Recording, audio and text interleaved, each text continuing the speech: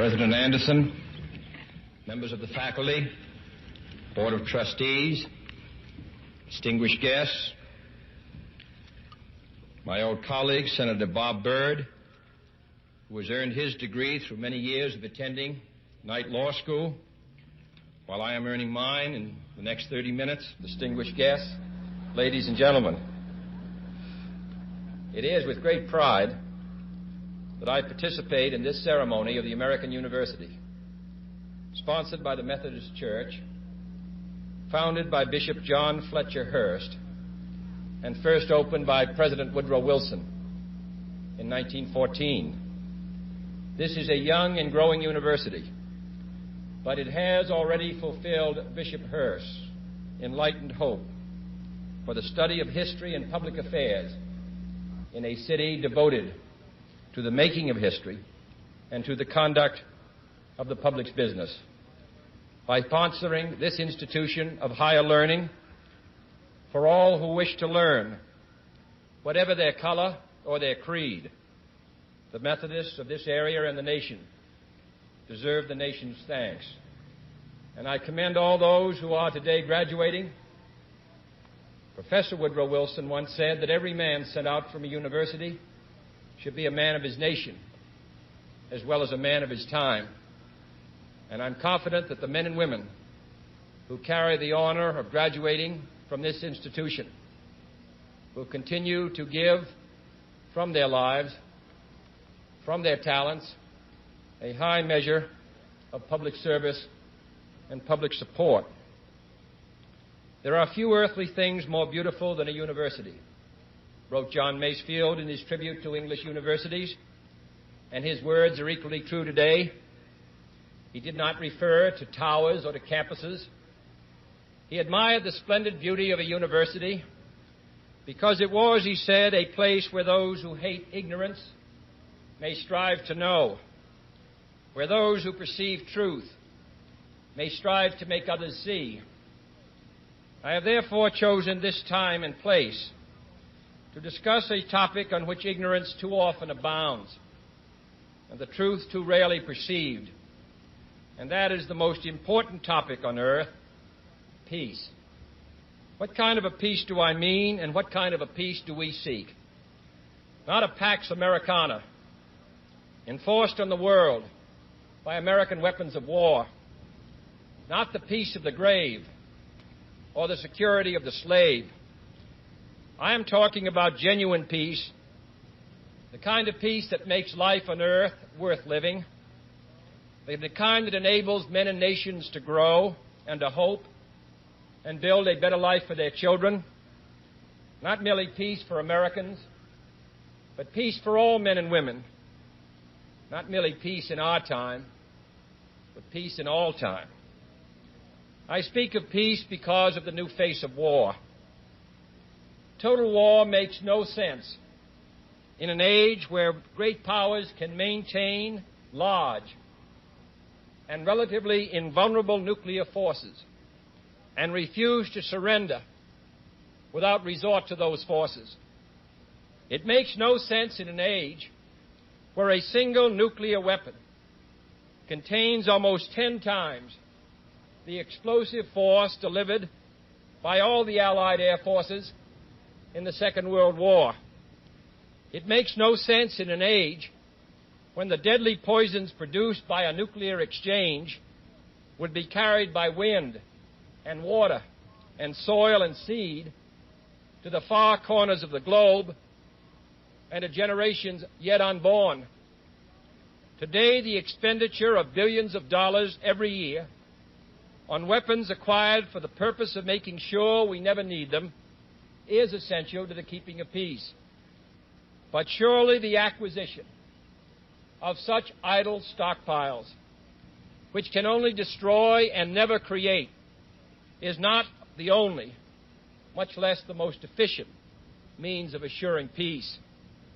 I speak of peace, therefore, as the necessary, rational end of rational men. I realize the pursuit of peace is not as dramatic as the pursuit of war, and frequently the words of the pursuers fall on deaf ears, but we have no more urgent task. Some say that it is useless to speak of peace or world law or world disarmament, and that it will be useless until the leaders of the Soviet Union adopt a more enlightened attitude. I hope they do. I believe we can help them do it. But I also believe that we must re-examine our own attitudes as individuals and as a nation, for our attitude is as essential as theirs. And every graduate of this school, every thoughtful citizen who despairs of war and wishes to bring peace should begin by looking inward, by examining his own attitude towards the possibilities of peace, towards the Soviet Union, towards the course of the Cold War, and towards freedom and peace here at home. First, examine our attitude towards peace itself. Too many of us think it is impossible. Too many think it is unreal. But that is a dangerous, defeatist belief. It leads to the conclusion that war is inevitable, that mankind is doomed, that we are gripped by forces we cannot control. We need not accept that view.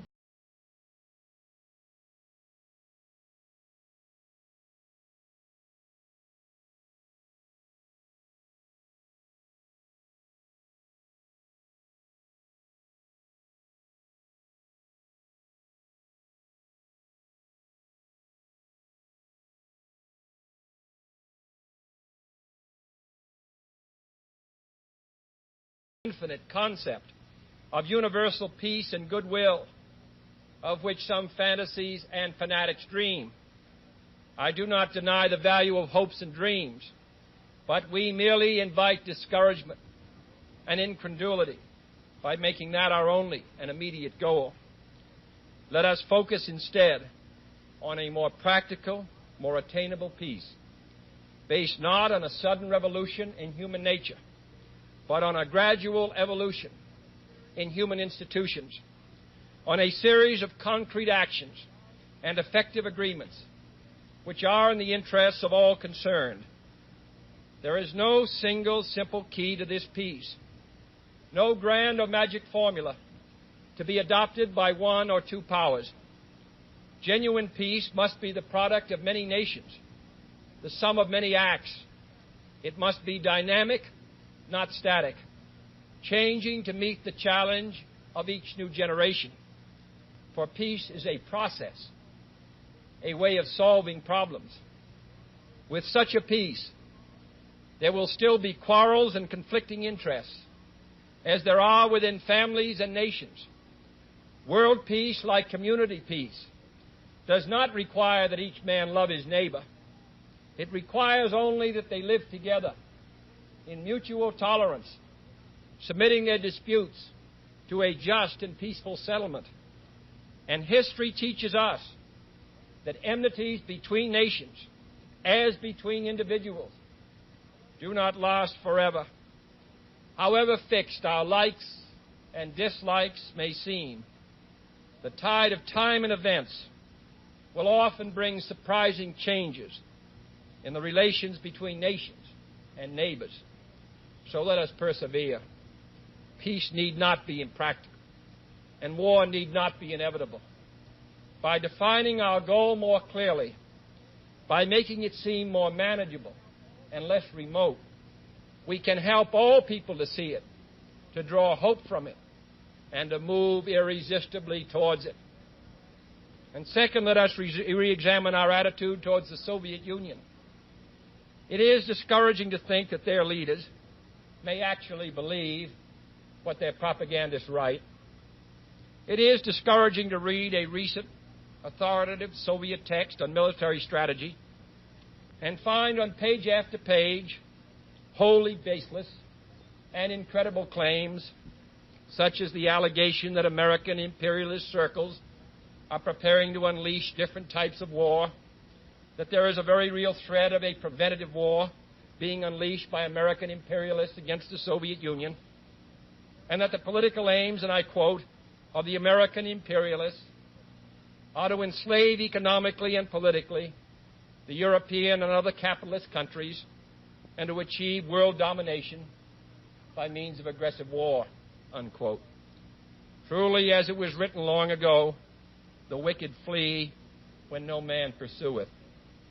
Yet it is sad to read these Soviet statements, to realize the extent of the gulf between us. But it is also a warning to the American people not to fall into the same trap as the Soviets, not to see only a distorted and desperate view of the other side, not to see conflict as inevitable, accommodation as impossible, and communication as nothing more than an exchange of threats. No government or social system is so evil that its people must be considered as lacking in virtue.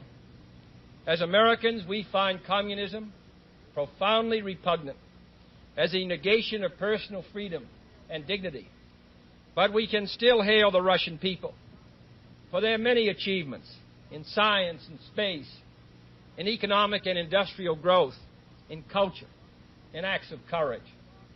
Among the many traits the peoples of our two countries have in common, none is stronger than our mutual abhorrence of war. Almost unique among the major world powers, we have never been at war with each other.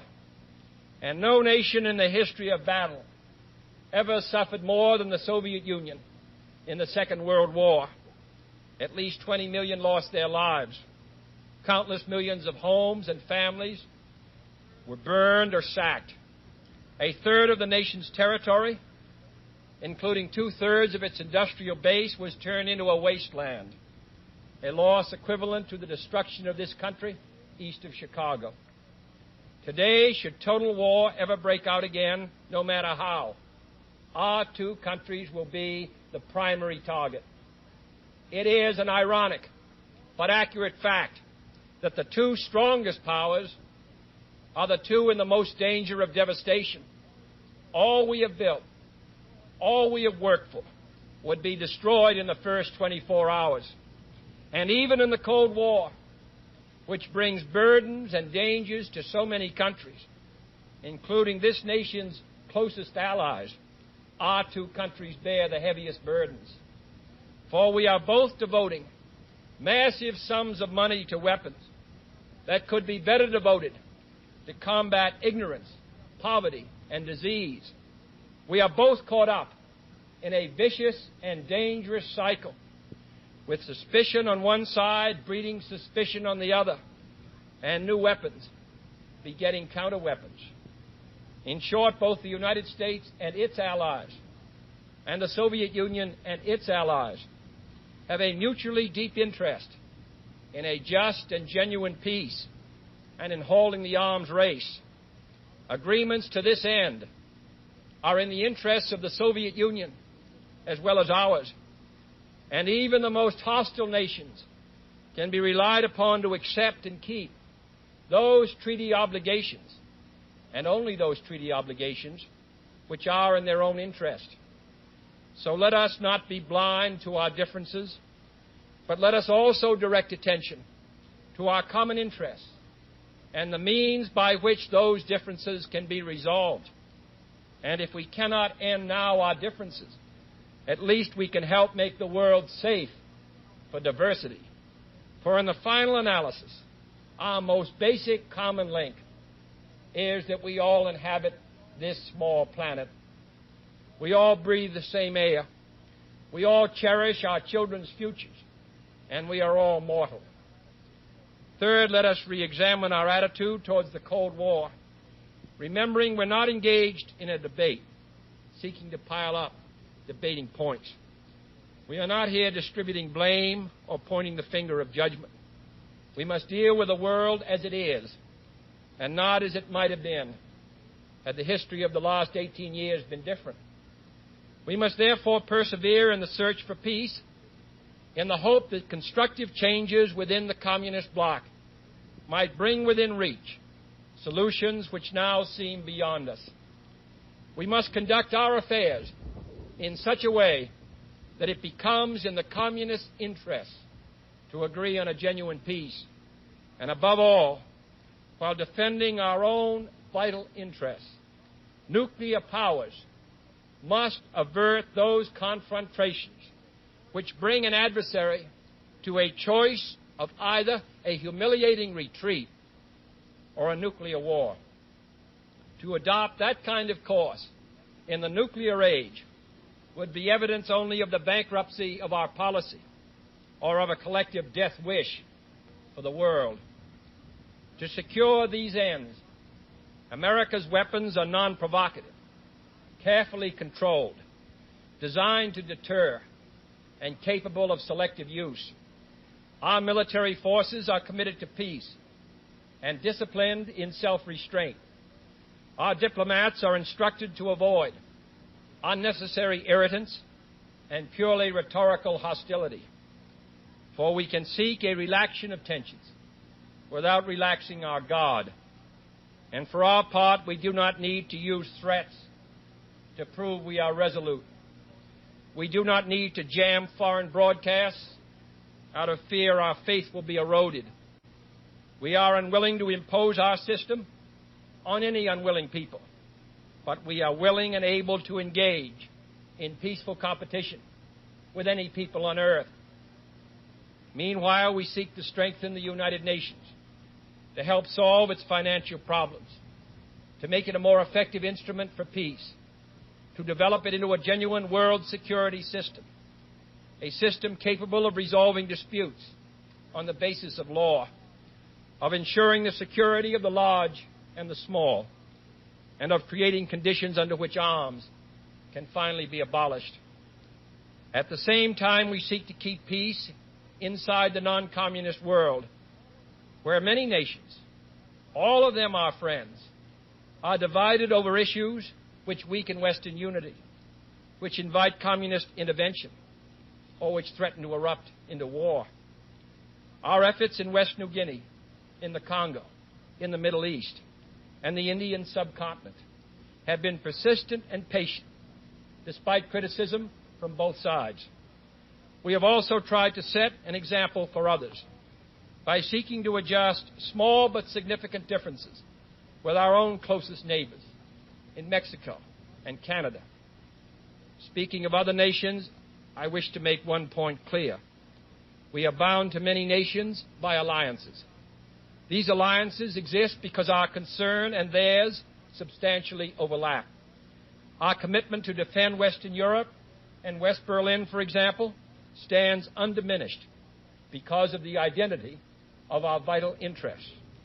The United States will make no deal with the Soviet Union at the expense of other nations and other peoples, not merely because they are our partners, but also because their interests and ours converge. Our interests converge, however, not only in defending the frontiers of freedom, but in pursuing the paths of peace.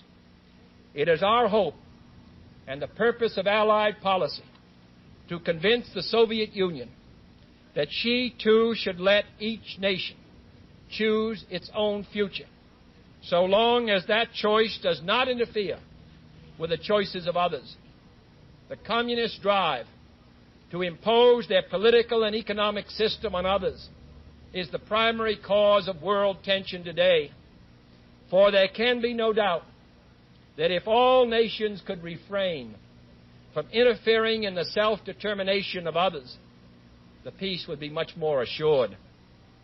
This will require a new effort to achieve world law, a new context for world discussions.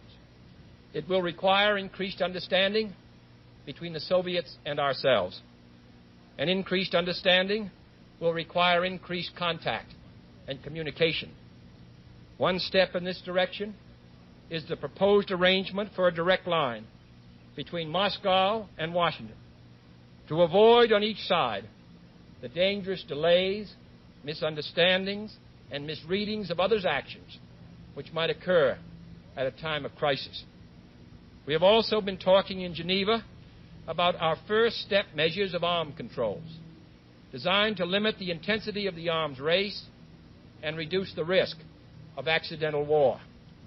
Our primary long-range interest in Geneva, however, is general and complete disarmament, designed to take place by stages, permitting parallel political developments to build the new institutions of peace which would take the place of arms.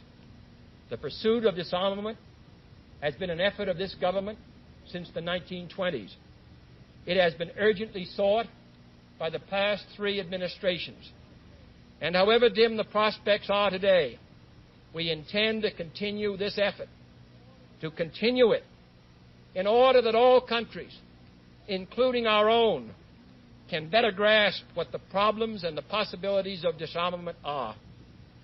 The only major area of these negotiations where the end is in sight, yet where a fresh start is badly needed, is in a treaty to outlaw nuclear tests. The conclusion of such a treaty, so near and yet so far, would check the spiraling arms race in one of its most dangerous areas. It would place the nuclear powers in a position to deal more effectively with one of the greatest hazards which man faces in 1963, the further spread of nuclear arms. It would increase our security. It would decrease the prospects of war. Surely this goal is sufficiently important to require our steady pursuit, yielding neither to the temptation to give up the whole effort, nor the temptation to give up our insistence on vital and responsible safeguards. I'm taking this opportunity, therefore, to announce 2 important decisions in this regard. First, Chairman Khrushchev, Prime Minister Macmillan, and I have agreed that high-level discussions will shortly begin in Moscow, looking towards early agreement on a comprehensive test ban treaty. Our hope must be tempered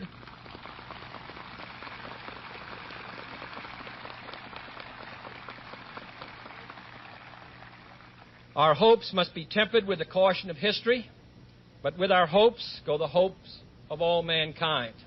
Second, to make clear our good faith and solemn convictions on this matter, I now declare that the United States does not propose to conduct nuclear tests in the atmosphere so long as other states do not do so.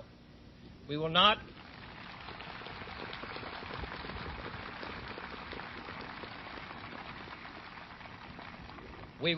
be the first to resume. Such a declaration is no substitute for a formal binding treaty, but I hope it will help us achieve one. Nor would such a treaty be a substitute for disarmament, but I hope it will help us achieve it. Finally, my fellow Americans, let us examine our attitude towards peace and freedom here at home. The quality and spirit of our own society must justify and support our efforts abroad. We must show it in the dedication of our own lives, as many of you who are graduating today will have an opportunity to do by serving without pay in the Peace Corps abroad or in the proposed National Service Corps here at home. But wherever we are, we must all, in our daily lives, live up to the age-old faith that peace and freedom walk together. In too many of our cities today, the peace is not secure because freedom is incomplete. It is the responsibility of the executive branch at all levels of government, local, state, and national, to provide and protect that freedom for all of our citizens by all means within our authority. It is the responsibility of the legislative branch at all levels, wherever the authority is not now adequate, to make it adequate. And it is the responsibility of all citizens in all sections of this country to respect the rights of others and respect the law of the land. All this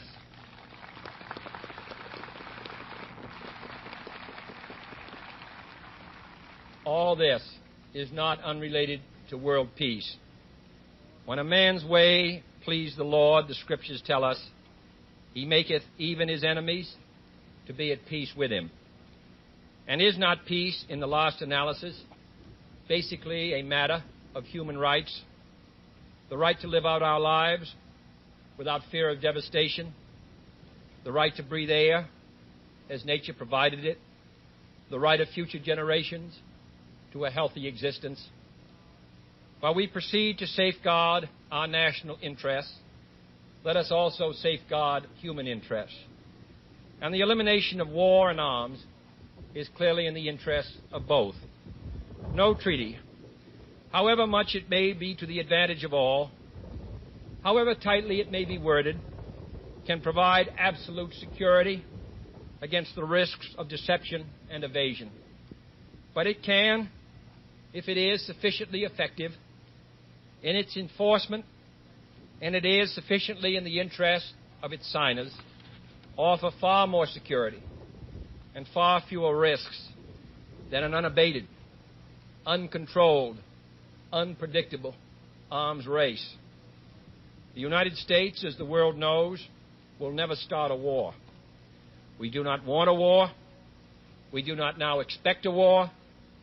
This generation of Americans has already had enough, more than enough, of war and hate and oppression.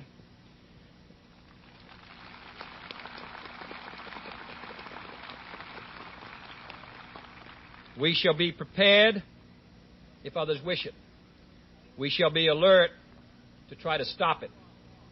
But we shall also do our part to build a world of peace where the weak are safe and the strong are just.